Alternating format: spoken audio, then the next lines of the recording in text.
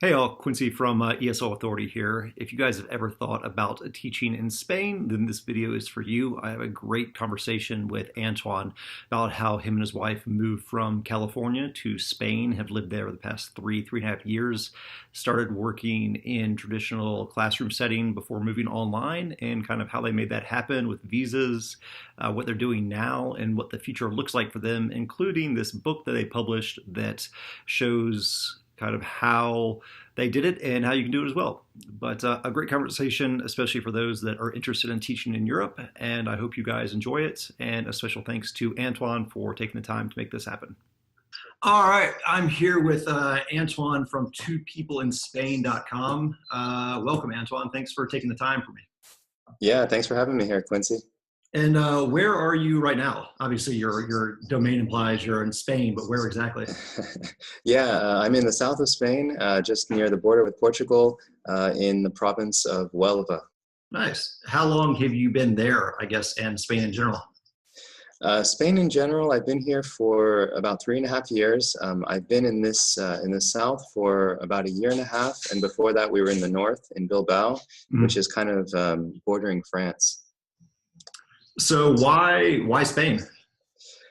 Well, we wanted a change of pace. We wanted to kind of, learn about different cultures and just kind of branch out.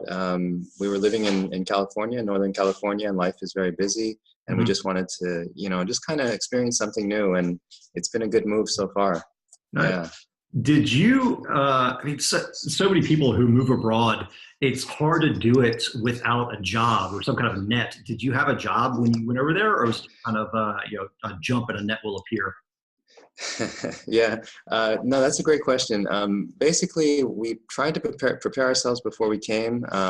We had set up interviews via Skype to kind of get jobs in learning academies. So there were some things that were in motion, but we didn't really have it all kind of ironed out before we came. Yeah. So when you say, so you had planned on teaching, right? Yes. Did you have teaching experience before you left? Um, I hadn't actually taught like for school or online or anything, but I had gone through my course to get the TESOL certificate, Mhm. and I had different experience with like kind of volunteer work, but I didn't have any actual teaching experience like Okay. with a school. So how did it, and we're talking about, traditional classroom teaching now. We'll get into the virtual teaching in a second. But how did it go? Did you have a problem finding a job in Spain? Well, that's the thing. I mean, in Spain, if you want to teach English, there's a lot of opportunities, especially in a traditional classroom. I came here and I was actually offered a position, but the schedule just wasn't going to work out for me, so I had to turn it down. Yeah. Um, but after some time, I was actually able to find a position in an academy. Yes. How long? Just so people know kind of what to expect. Yeah. So that was basically, it took me 3 months, to be Oh, honest with you. Yeah. okay. Yeah. So a bit of time, but at least it's worth it to find something you like. Yes, exactly. And then how long did you work there? Or how many places did you work at before transitioning fully online? So this was an academy in Bilbao. But that was basically my first job teaching, and I just stayed there. Mhm. I think I was there for about 6 or 7 months, and then the kind of contract renews, and that whole Yeah. thing happens. But from there, my wife was already teaching online, and I saw that it was really interesting. So I kind of slowly tried to make the transition. Nice. What was the transition like? Was she teaching for learnship, or were you just kind of taking it? I don't know, seeing what other positions were out there. How did it work? Yeah, so she actually was teaching in the States for a company called Tutor Group, and she kind of had experience teaching online. Mhm. Coming here, she found this position with Learnship, and she was doing that while I was working in the academy. Yeah. And then it was kind of like this thing where, well, just to mention, the weather in Bilbao is really bad. Like So bad how? it rains a lot. It rains all the time. It's just really unpredictable. So, when you're working in a physical school, you have to kind of go outside and go to your classes and go to your clients. Yeah. So it was kind of like, wow, she's able to teach online. She's able to stay home. And I think that was something that I wanted. So I kind of applied, and I just tried to make the transition, and everything just kind of worked out. Nice. So LearnShip's where you still work. It's obviously a big established company. Anyone that's been looking to work online is probably come across the website or a job listing. What was the application and hiring process like? And what is the work environment now, like your students and your schedule? If you could touch a bit on that. Yeah, sure. So the application was pretty straightforward. I basically just, had my resume. I listed that I was working, or I worked in an academy. I think I may have still been working at the time when I applied. Mhm. I submitted my application. I got an email back saying that they'd like to talk with me. We had the interview, kind of like what we're doing now, Yeah, online. So that was good. They were they were happy with what I was able to offer, and then from there they scheduled a couple of mock classes. So I think there were 3 mock classes that we had, nice. um, and there was the thing about LearnShip is they're very professional. They're very organized because they have kind of like a business professional clientele. Mhm. So we really had to kind of know our stuff and know the LearnShip method. So just preparing for that, just preparing for the mocks. We had some that we watched that were basically examples, and then it was our turn to do the mock classes, and then we get feedback, and then we try to improve. Yeah. Um, but all in all, yeah, Were the it took. mocks with real students, or was it like a panel of HR interview people? Yeah, so the mocks were with, if I remember, I think the mocks were with real students. Yeah. Okay. So, but they kind of also knew that they were in a mock, so they were, it was like they're benefiting from getting some teaching, but they also were real students. Okay. Um, What, and I'm sorry. Continue. Yeah, no, it was just, yeah, it was great. I mean, you kind of get a feel for it. You get to do the mock, you get to see where you can improve, and you get to try to apply the method that they teach you. So it was really cool. What are your classes and students now? Are they adults? Are they kids? Is it a mix? Yes, I have all adults. LearnShip, they target the business professional market. Oh, So, oh, nice. yeah, it's nice. I mean, if you like working with adults, it's great.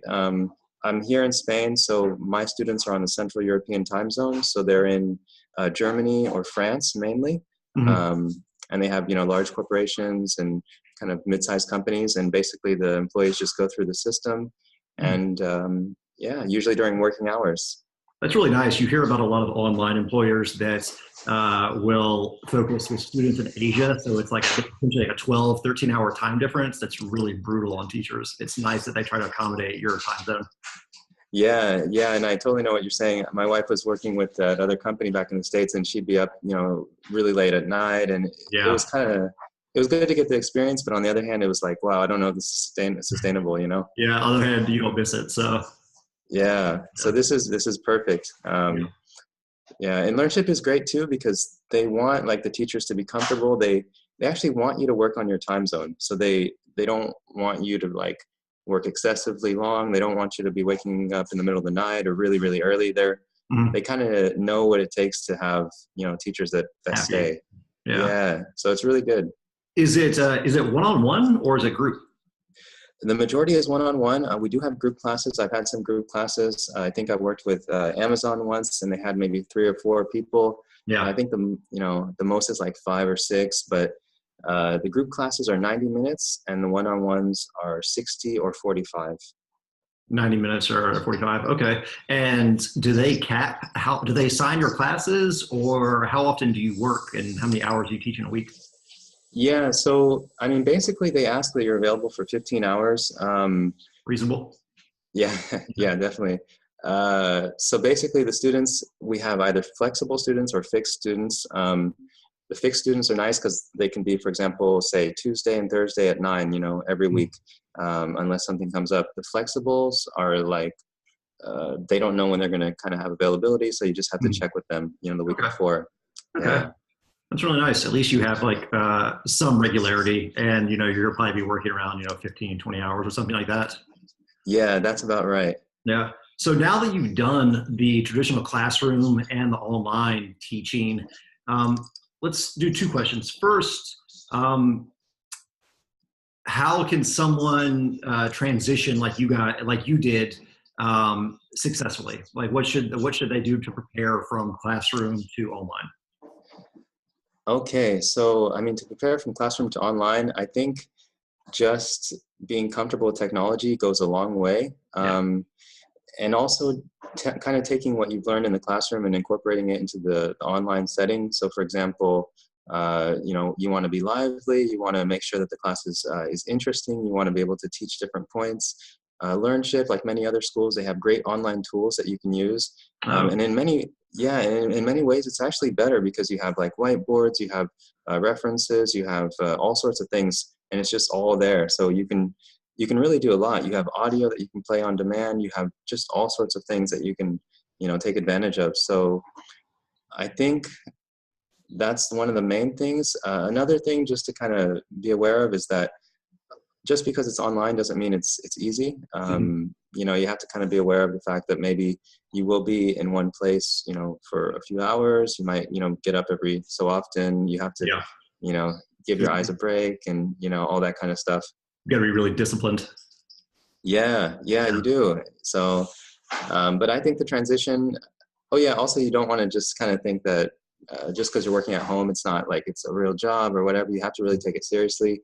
At the beginning, I wore like a dress shirt, I think I even wore a tie at one point, I was like trying to be over and beyond. Hey, that's kind of how it goes with virtual meetings and stuff like that. That's nothing wrong with that. Yeah.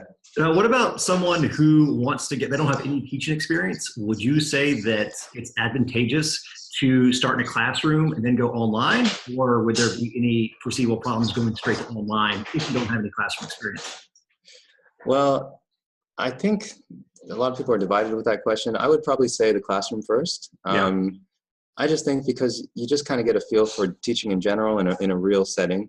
Yeah. I think, then you just know what to expect. And then online, it's kind of a different set of skills.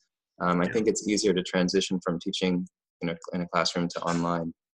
Yeah, I tend to agree. And I see what a lot of like the big employers are doing where they have like their own material, they have their own techniques, and they're like really heavy on the mock classes to make sure you're familiar with this. Teaching online is so much different than teaching in the classroom that you really need to be, I don't know, even more engaging just to be able to use all the skills and stuff.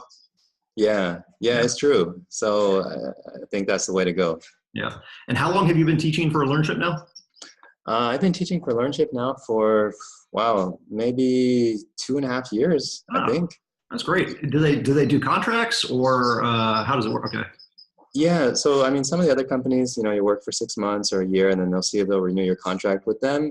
You do have a contract, but it's not like you're up for review every, 6 months or a year or something like that. It's just kind of you get hired and you have your contract and you're okay, unless obviously you do something Yeah, something unless wrong. you're a terrible teacher or something. Yeah. Yeah. But yeah, and also the great thing too is that you're up for review every year as Mhm. far as like for pay raises and things like that. So they try to take care of their teachers. Yeah. What about like upward career mobility? Like, is there any kind of like managers or anything above like teaching? Yeah. Basically, there are a few avenues. You can do sample lessons. So basically, you're kind of representing the face of the company, and maybe a new student is coming and they want to see, what this is all about. Yeah. So I do those now, and you kind of have to. Some teachers have that, so that basically you can just show the student what the company is about. Yeah. You also can do oral evaluations. So basically, you just evaluate the student's level, and you have to know all the different levels, and then that kind of assigns them to a certain area. Yeah. If you have a certain skill set, like if you came from an accounting background or a legal background or a technology background, you can specialize in certain types of information. Mhm. So that way, students that kind of request that can have you, and you can get paid extra for that. Okay. Yeah, and then, I mean, as far as like, it's most of the teachers stay on the online realm because they do have the physical offices in Germany, Mhm. with the actual physical employees, I guess, Yeah. for lack of a better word. Mhm. I mean, if you wanted to, you can transition into that, but it's probably, there's not so many, positions for that. Gotcha. All right. It sounds like a really great company. Yeah. Let's talk a bit more about kind of working and living abroad. What do you do with for like healthcare and visas and stuff like that? Does LearnShip provide anything, or are you on your own? Yeah, I mean, like most of the companies, LearnShip, you're an independent contractor. Yeah. So you do your own taxes, you sort out all of that kind of stuff. Yeah. Um, for me, I have European citizenship, so I don't have to like kind of worry about the visa for Spain, Yeah. and then my wife benefits as a result of that. Okay. Um, but it's doesn't mean it's still kind of a pain in the butt. You Yeah. still kind of have to go through the process, the bureaucracy and everything. It's still Um, something that you got to think about and plan for. yeah, and I've seen people that just kind of come over, and then it's like a few months later they're heading back home to the States or Canada, and you feel Yeah. bad for them, but it's kind of like you do have to research, you do have to do the work, you have to, Yeah. I mean, so it's a process. I've seen a lot of people get turned away from countries that didn't know they needed a visa or had to leave a country because their visas expired and they didn't renew or something like that. It's something you got to be conscious of for sure. yeah, totally. And you asked about healthcare. For that, Spain, like many European countries, they provide healthcare if you're working in the system. So that's an option. And the other option is just to go the private route, which you can get, much better service, much faster, and it's really not as expensive as maybe what we're used to in the States. Yeah, it can't be much more expensive. Yeah, Yeah. it's a little ridiculous over there. Yeah. So what's next for you and your wife? You're gonna keep teaching. I know you've got a book out. How's that? Yeah. How did that come about? And what's next? Yeah, I mean, we like teaching. We've definitely cut back. When we started working, we were working 5 days a week. Now we're working four. Probably in a few months, we'll be working three. And we're just kind of, it's not, we're just kind of scaling down a little bit to try to be able to enjoy other things. Yeah. We do have the book out because we get a lot of questions from people that say, oh, how do I get started teaching? Or, what can I do? What companies are good? So we created this book. Basically, it's 10 best English teaching online companies, but now it's actually 15. Yeah. I I saw the probably video. need to, yeah, I need to retitle that. Whatever. And basically it's like when we were starting this whole online teaching and all this stuff, it's like this, it's this black cloud. Nobody knows, or at least we didn't know. We didn't know where to look. We didn't know anything about it. And we just kind of had to figure it out on our own. So this book, like if we had this before we left, I mean, it would have saved us so much time and money and just, kind of anxiety. Um, and it basically kind of goes into, first of all, like what companies you can work for, how to apply, what their requirements are. It goes into the mindset that you need to Mhm. have, if you want to teach online. Really everything. It talks about the certificates, like TEFL, like what you want to go for. And even just like from our experience over the years, like what's going to make you successful, like some of the things we touched on about, taking breaks and being balanced and, Yeah. like, Not stress out about everything or how to be in it for the long term. yeah, totally. I mean, when we started, we were working like, 8, 9 hours and we're like, oh, it's just teaching online. We would have like no lunch and Yeah. we'd be dead, like at the end of the day. And, and even like taking on low level students, like Mhm. that can be really draining. So just like, those are the kind of things you learn, with time, right? So just Yeah. kind of, just kind of good tips like that. So much of the ESL industry is exactly how you described it. You've got to put it together piecemeal, right? Like you're reading independent blog posts and hoping that just because it was published in 2013, it's still the same now because you're about to face a decision on that. So Yeah. it's that the Yeah. book is awesome. It's even better that you're updating it because that industry is moving so quickly that it changes quick. Yeah. Yeah, totally. We kind of want it to be a resource for people over time as we add new companies and we just kind of add new things. And yeah, we're happy with it. What about any other ventures? What about like opening your own online school or like anything like that? I know that's somewhat of a dream for a lot of online educators. Yeah, I mean, it's funny you mentioned that. I mean, at a time we did think about that. We even bought a domain name, and we were kind of looking into that. But I think for us at this time, just the time investment and just the, you know, what we would do to get everything set up, it's not so appealing at this time. It's a huge investment. Yeah, There's so much that goes into that. yeah, and I know it's a great market. I mean, we even took some courses about kind of setting up your own thing and those kind of things. But for us, we're happy teaching. We're happy kind of helping people learn how to teach, and we want to kind of invest more in the blog and just kind of build that up. And Yeah. yeah, just kind of keep everything balanced, you know? Awesome. Well, all of this sounds great. I really appreciate the time you took to break everything down, talk about LearnShip. Everyone always wants to know what are good companies to work for, and LearnShip sounds like one of those. So I appreciate that detail. And congrats on the book and your life abroad. It sounds great. Yeah, thanks a lot, Quincy. I appreciate that. All right. Thanks for watching. Make sure to subscribe so you don't miss any videos or interviews in the future.